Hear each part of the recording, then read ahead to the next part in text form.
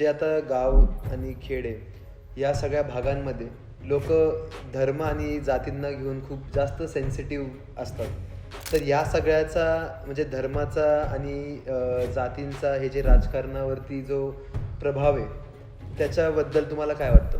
आमच्या ग्रामीण भागामध्ये सर्व जाती धर्माच्या लोकांना बरोबर घेऊन जाण्याची परंपरा आहे.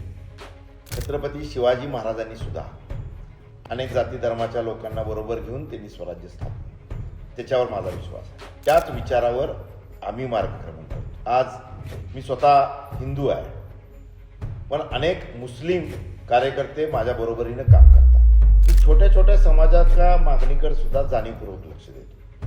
कोणतेही जाती धर्म असू द्या, जे राज्यात किंवा देशात काही प्रमाणामध्ये घडतं ते माझ्या भागात कधी हिंदू मुस्लिम दंगे घडत नाही, कधी समाजामध्ये भेदभाव, जाती जातीमध्ये भेदभाव होत नाही आणि मी ते होऊन देत नाही.